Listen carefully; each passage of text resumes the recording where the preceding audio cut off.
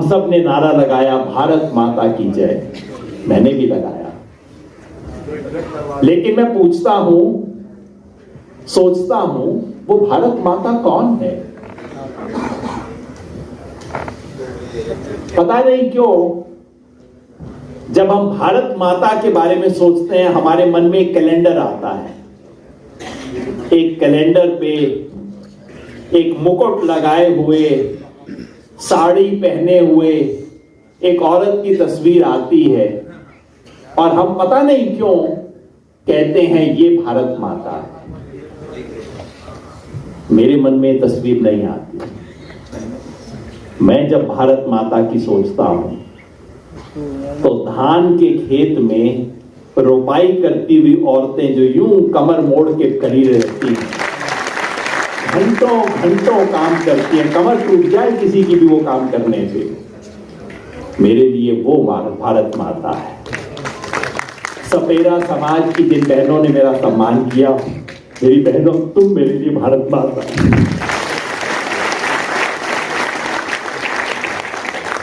जिस दिन ये देश ये सीख जाएगा, ये इंसानियत का देश बन जाएगा।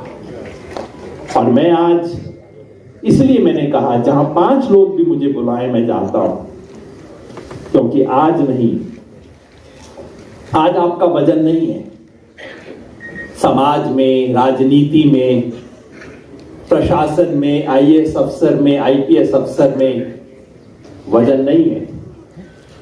लेकिन इस हॉल में कोई अंबेडकर बैठा हुआ है, मैं उसे पहचान नहीं पा रहा, लेकिन एक फुले एक अंबेडकर इस कमरे में बैठा हुआ है। और जिस दिन उस फुले उस अंबेडकर की आवाज उठेगी, ये समाज संगठित होगा, अपनी प्रतिभा को पूरे देश के सामने लेके जाएगा। उस दिन वो 5 लोगों की मीटिंग, वो 50 लोगों की मीटिंग इतिहास के पन्ने में दर्ज होगी।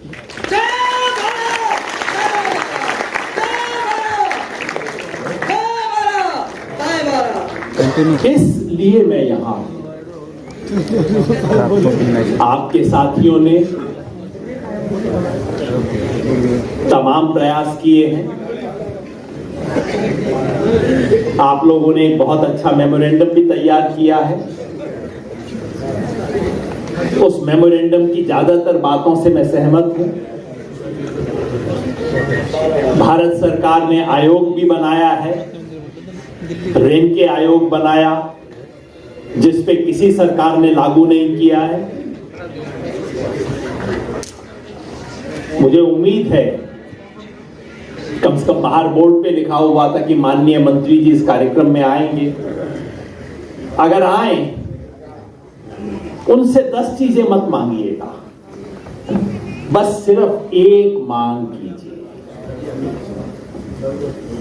वो ये कि डीएनटी समुदाय को पूरे देश में जैसे एससी और एसटी की लिस्ट है, ठीक वैसे ही डीएनटी की भी एक संवैधानिक लिस्ट बननी चाहिए।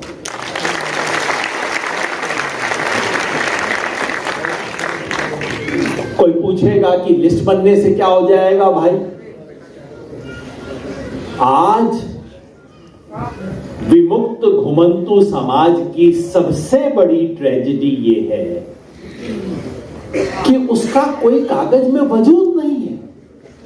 किसी स्टेट में ओबीसी, कोई जाति एससी, कोई कहीं पे एसटी, एससी में है तो एससी में दूसरी जातियां इतनी आगे हैं कि उनके सामने खड़ा ही नहीं हो सकता हो।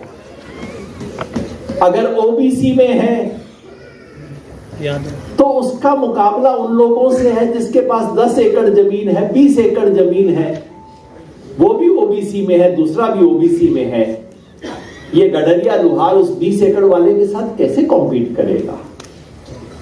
पहली शर्त किसी भी समाज के संघर्ष की पहली पायदान है कि हमें पहचान मिले, मेरा नाम हो, मेरी अलग कैटेगरी हो, मेरी अलग सूची हो और मैं कह सकूं कि मेरे वाली सूची के अंदर मेरी अलग से लाइन लगे और मैं जाके पूछूं किसी दूसरे की लाइन में पीछे खड़ा ना हो, मैं जाके पूछूं ये मेरे वाली लाइन कहां है, अपने वाली लाइन में जाके।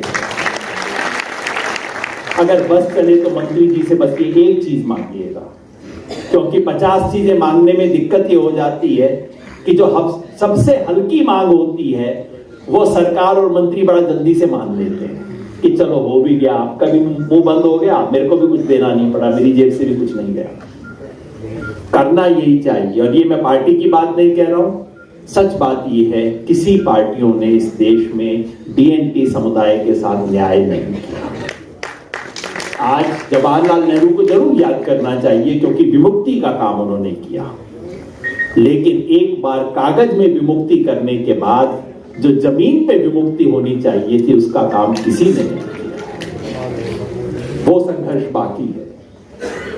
तो पहली मांग, सबसे पहली चीज जिसकी आवश्यकता है कि डीएनटी की अलग से राष्ट्रीय लेवल पे लिस्ट बने।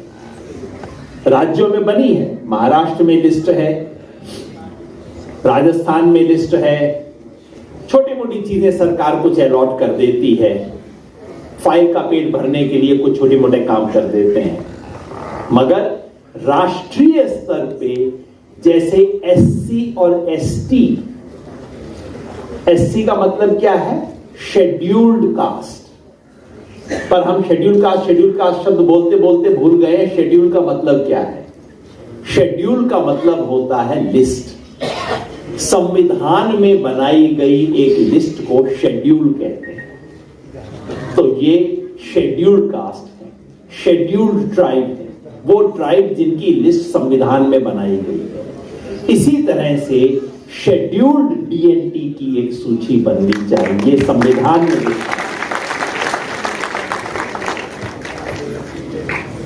जब तक वो नहीं हो सकता, क्योंकि ये बड़ा काम है, ये बड़ा काम किसी एक मंत्री के हां करने से होगा नहीं, इसके लिए देश की संविधान में एक संशोधन करना पड़ेगा जिसकी जरूरत है। एससी एसटी के अलावा ओबीसी का हो गया, लेकिन एससी एसटी के अलावा किसी का भी क्लेम बनता था, ओबीसी से भी पहले बनता था, तो वो डीएनटी का क्लेम बनता था, वो नहीं किया गया। तो इसके लिए संविधान बदलना होगा, लंबा संघर्ष होगा। मैं आपको पहले से बता दूं, आपको कम से कम 50,000 1 लाख लोगों को दिल्ली शहर में लाके बैठना पड़ेगा। जैसे किसान 13 महीने के लिए बैठे थे ना, उसी तरह से आपको भी बैठना पड़ेगा। ये काम कल परसों में होने वाला नहीं है, लंबी लड़ाई है इस चीज की, लेकिन उस लंबी लड़ाई की तैयारी आज से शुरू करनी पड़ेगी। और उसमें पहली मांग आप ये कर सकते हैं कि जहां भी एससी की लिस्ट में डीएनटी है, एसटी की लिस्ट में डीएनटी है, या ओबीसी की लिस्ट में डीएनटी है, उनके लिए एससी के अंदर, एसटी के अंदर या ओबीसी के अंदर एक अलग कैटेगरी, उनका डब्बा, उनका खाना अलग बना दिया जाए। और इस लिहाज से सुप्रीम कोर्ट का अभी पिछले महीने जो फैसला आया है, ये बहुत अच्छा फैसला है, ऐतिहासिक फैसला है।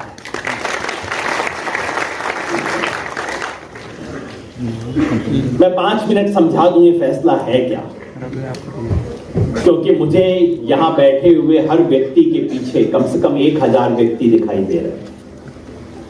यहां समाज की क्रीम है, यहां डीएनटी समाज के वो लोग हैं जो खुद किसी ना किसी संयोग से, अपनी मेहनत से, किसी काम से दो पायदान ऊपर चढ़ गए। कुछ को शिक्षा मिल गई है, किसी की आर्थिक स्थिति थोड़ा ठीक हो गई है। मतलब वो लोग हैं जो आगे जाके समाज में सैकड़ों हजारों लोगों को संदेश दे सकते हैं, जिनको समाज अपना लीडर मानता है। तो इस कमरे में कार्यकर्ता नहीं है, लीडर है सब। और लीडर के लिए बहुत जरूरी है कि उसे पता हो, ताकि वो जाके आगे 2-2, 500 लोगों को समझा सके। ये सुप्रीम कोर्ट का जजमेंट है क्या? आपने अखबार, टीवी पे देखा होगा, एससी एसटी के वर्गीकरण को सुप्रीम कोर्ट ने मान्यता दी। ये आपने हेडलाइन देखा होगा। इसका विरोध भी हुआ, मायावती जी ने भी विरोध कर दिया इसका, कई नेताओं ने विरोध कर दिया, इसके खिलाफ भारत बंद भी हो गया, लेकिन समझा नहीं कि मामला क्या है। मामला ये है कि जो शेड्यूल कास्ट के लिए या शेड्यूल ट्राइब के लिए रिजर्वेशन है, नौकरियों में रिजर्वेशन है, स्कूल कॉलेज में रिजर्वेशन है, इंजीनियरिंग कॉलेज, मेडिकल कॉलेज में रिजर्वेशन है कि भाई 100 में से आपको इतनी सीट तो शेड्यूल कास्ट को देनी ही पड़ेगी। पंजाब में समझ लो 100 में से 28 सीट आपको शेड्यूल कास्ट को देनी पड़ेगी। ये रिजर्वेशन है, कोटा है उसका अपना। लेकिन शेड्यूल कास्ट के अंदर कुछ ऐसी जातियां हैं जो थोड़ा सा आगे बढ़ गई हैं और कई ऐसी जातियां हैं जो बहुत पीछे हैं आज भी। तो पंजाब में एक स्कीम बनी थी 1974, यानी जैन सिंह थे वहां पे मुख्यमंत्री, उनके जमाने में बनी थी। स्कीम ये थी कि पंजाब सरकार ने कहा कि भाई अगर हमें शेड्यूल कास्ट के लिए 100 में से 28 सीट रिजर्व करनी है, तो शेड्यूल कास्ट में जो ज्यादा पिछड़े हुए हैं, जो जैसे वहां पे वाल्मीकि समाज है, वहां मजबी समाज है और दूसरे समाज जिसमें डीएनटी से जुड़े कई समाज भी शामिल हैं, तो ज्ञानी जैन सिंह ने कहा कि भाई 28 में से 14 कर लो, 14 रविदासी समाज को मिल जाए जो थोड़ा सा आगे है, और बाकी 14 उनको मिले जो कि ज्यादा पिछड़े। ये पंजाब में शुरू हुआ, फिर यही बात हरियाणा में भी हुई। हरियाणा में भी जाटव समाज थोड़ा सा आगे है, वाल्मीकि समाज और धानुक समाज पीछे है, और जो बाकी डीएनटी समाज है वो तो बहुत ही पीछे है। तो हरियाणा ने भी ये स्कीम बना दी, फिर आंध्र प्रदेश ने बनाई, फिर बिहार ने बनाई। लेकिन सन 2004 में इस देश के सुप्रीम कोर्ट ने एक फैसला दिया। सुप्रीम कोर्ट ने कहा कि शेड्यूल कास्ट की लिस्ट में आप ऐसा कोई ए बी कैटेगरी नहीं कर सकते, ये असंवैधानिक है, बंद करो इस सबको। तो पूरे देश में ये सारी स्कीमें बंद हो गई, जिसका नतीजा ये हुआ कि शेड्यूल कास्ट में जो सबसे पिछड़े पायदान पे थे, उनको जो 2-4 नौकरियां बीच में मिली थी वो भी बंद हो गई। पिछले 20 साल से ये ढक्कन लगा हुआ है, एक तरह से ये दरवाजा बंद कर दिया सुप्रीम कोर्ट ने। पिछले महीने सुप्रीम कोर्ट ने इस बंद दरवाजे को दोबारा खोल दिया। सुप्रीम कोर्ट ने कहा है बहुत बड़ा फैसला है और बहुत दूरगामी फैसला है।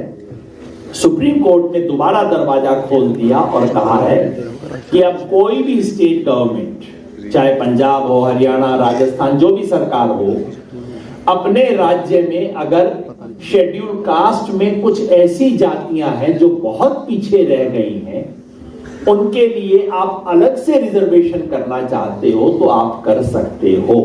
इसकी इजाजत दोबारा दी। यह एक ऐतिहासिक फैसला है, बहुत अच्छा फैसला है। दुर्भाग्य से इस देश के कई दलित नेताओं ने इसका विरोध किया है। पता नहीं क्यों उनको लगा कि नहीं हमारा हिस्सा चला जाएगा। ऐसा कुछ नहीं है। और मैं आप सबसे भी अनुरोध करूंगा कि दलित समाज में जो समुदाय थोड़ा सा आगे हैं, जैसे रविदासी मैंने बोला, जाटव मैंने बोला, महाराष्ट्र में महार हैं जो थोड़ा आगे हैं, तमिलनाडु अपने आंध्र प्रदेश में माला समाज है थोड़ा आगे है, वो आपका दुश्मन नहीं है। राजस्थान में मेघवाल समाज है, मेघवाल है, एसटी में मीना समुदाय है, आगे है, ये आपका दुश्मन नहीं है। ये भी इस देश की जाति व्यवस्था के सताए हुए लोग हैं। ये भी छुआछूत के शिकार रहे हैं। लेकिन संयोग ये हुआ कि जब रिजर्वेशन का दरवाजा खुला तो वो दरवाजे के सामने खड़े थे, वो अंदर आ गए। आप सड़क के दूसरे पार खड़े थे, आपको सड़क क्रॉस करने में टाइम लग गया, वो अंदर आ गए, कोई बात नहीं। लेकिन अब 2 अलग अलग लाइन बन जानी चाहिए, बस इतनी बात है। तो इसलिए सुप्रीम कोर्ट के इस फैसले का स्वागत होना चाहिए। ये ऐतिहासिक फैसला है, अच्छा फैसला है और डीएनटी समुदाय के लिए खास तौर पे अच्छा है, इसलिए कि अब अगर कोई भी सरकार चाहे तो अगर डीएनटी जैसे हरियाणा में सांसी कम्युनिटी एससी में है, तो अगर हरियाणा सरकार चाहे कि भाई सांसी के लिए, वाल्मीकि के लिए, इन सब के लिए अलग से कोटा कर दो, तो अब सुप्रीम कोर्ट की बंदिश हट गई है। अब इनके लिए अलग से कोटा बनाया जा सकता है, पहले संभव ही नहीं था।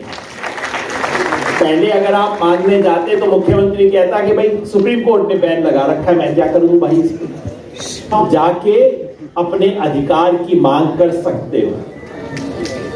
तो मैं आपसे अनुरोध करूंगा, आपके संगठन से अनुरोध करूंगा कि हर राज्य में आपका प्रतिनिधि मंडल अपनी अपनी सरकार के पास जाए और उनसे कहो जी सुप्रीम कोर्ट ने तो अब रास्ता खोल दिया, अब आप पे जिम्मेवारी आपको करना है। सुप्रीम कोर्ट ने ये नहीं कहा है कि आपको कोटा बनाना ही बनाना है, सुप्रीम कोर्ट ने बस इजाजत दी है, अब करने का काम आपका है। और इसलिए मैं आपसे अनुरोध करूंगा कि हर राज्य में आप अपना अपना डेलीगेशन सरकार के पास भेजो, सरकार से मांग करो कि उसे अब आपके लिए अलग से रिजर्वेशन करना चाहिए। ये संभव है, किया जा सकता है और आप उसे करवा सकते हैं। और ज्यादा बात मुझे बहुत नहीं कहनी है। मैं आप सबसे बस यही अनुरोध करूंगा, जैसे मैंने कहा, इस कमरे में कोई ना कोई, इस कमरे में डीएनटी समुदाय का कोई ना कोई अंबेडकर बैठा हुआ है। आज इस समुदाय को ऐसे व्यक्ति की जरूरत है, ऐसे नेता की जरूरत है। और अगर एक अंबेडकर ना मिले तो भाइयों और बहनों, हम सब अपने अपने तरह से छोटे छोटे अंबेडकर बन सकते हैं। एक एक पैसा अंबेडकर तो हम भी बन सकते हैं ना, एक पूरा 16 आना बनना। भाई साहब, आपका शुक्रिया, आपने प्यार से किया। मेरा ना, मैं एक और बात कह दूं, जब सारी बातें कह रहा हूं एक और कह दूं। मेरे को लगता है किसी जिंदा आदमी का नारा नहीं लगाना चाहिए, इसलिए सच्ची मैं बता रहा हूं, ये ना हम इन नेताओं के नारे लगा लगा के इनका दिमाग खराब कर दिया और उसके बाद ही हमारे सर पे चढ़ के राज करते हैं। तो